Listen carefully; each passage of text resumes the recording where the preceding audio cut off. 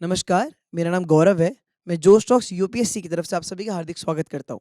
और आज हमारे साथ यूपीएससी सीएससी की टॉपर्स हैं और हम डिस्कशन करने वाले हैं कि प्रीलिम्स की स्ट्रैटेजी कैसे होती है और क्या तैयारी होती है। उनके लिए जो पहली दफ़ा अपनी तैयारी शुरू करने जा रहे हैं और उनके लिए जो दूसरी या तीसरी दफ़ा अपना अटेम्प्ट देने जा रहे हैं।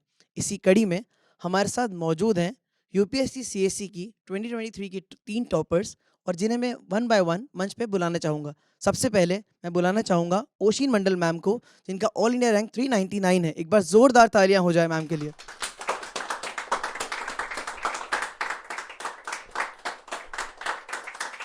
उनके बाद मैं बुलाना चाहूँगा प्रख्या मैम को, जिनका ऑल इंडिया रैंक 584 है। एक बार ज़ोरदार तालियां मैम के लिए। और अंत में बुलाना चाहूँगा अपराजिता आर्यन मैम को, जिनकी ऑल इंडिया रैंक 381 है। एक बार ज़ोरदार तालियां।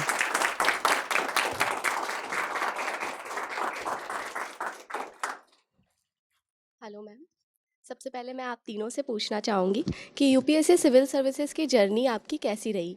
कब कहाँ रुकावट आई? कौन से अटेम्प्ट में आपने क्लियर किया? और जब पेपर क्लियर हो गया तो आप लोगों को कैसा फील हो रहा है?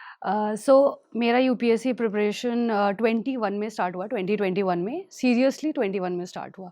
बिफोर दैट मैंने दो अटेम्प्ट्स दिए थे 2019 एंड 2020 में, बट उसमें मैंने प्रीलिम्स स्टेज नहीं क्लियर किया था। And then I decided to change my optional and then I came to Delhi 2021 में। फिर मेरा इंजीनियरिंग ऑप्शनल था। उसके बाद फिर मैंने अपना ऑप्शनल पीएसआईआर किया। 21 में मैंने कोचिंग ली पीएसआईआर के लिए।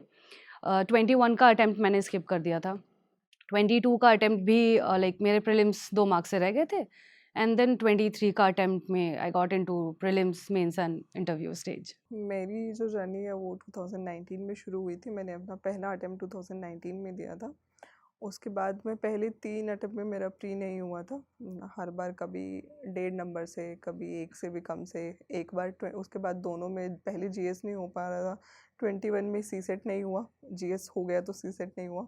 उसके बाद 22 में मैं इंटरव्यू स्टेज तक पहुंची थी, पर फाइनल लिस्ट में नाम नहीं था। एंड फाइनली 2023 में आई हैव बीन सेलेक्टेड। तो उसके बाद रिजल्ट के बाद मतलब एक ही फीलिंग है, सिर्फ रिलीफ की।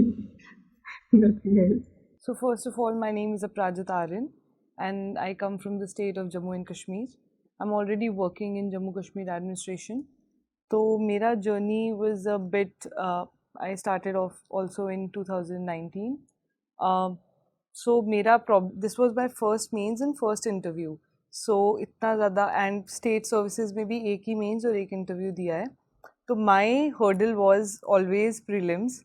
And it was not because of the GS, it was more because of the CSAT.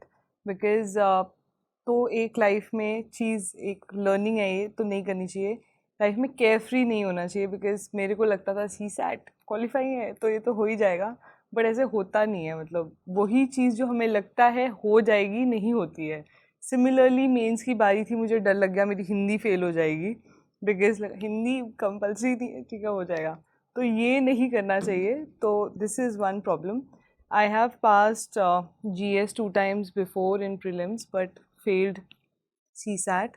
उसकी वजह से मैं पेपर नहीं लिख पाई। तो that was my roadblock. And then जब आप प्रीलिम्स नहीं कर पाते हो, एक अलग टाइप की dissatisfaction creeps into you, because you start feeling that you know आपको पूरे साल अपने आप को मोटिवेटेड रखना है, कंसिस्टेंट रहना है। वो मुश्किल हो जाता है। जो बच्चे एटलीस्ट मेंस तक पहुंच रहे हैं, वो उनका थोड़ा टाइम निकल जाता है बहुत एक्सटेंसिव ट्रेनिंग के साथ। तो मुझे लगता है that is one issue.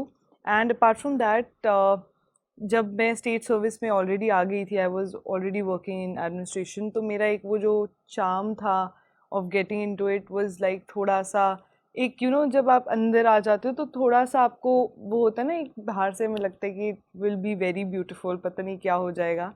But then फिर आप पे रिस्पॉन्सिबिलिटी आती है, तो आप पहले ही ऐसे हो जाते हो कि ठीक है यार, अब तो काम भी करना है, इतनी बड़ी पोजीशन है, then you have to work for that also.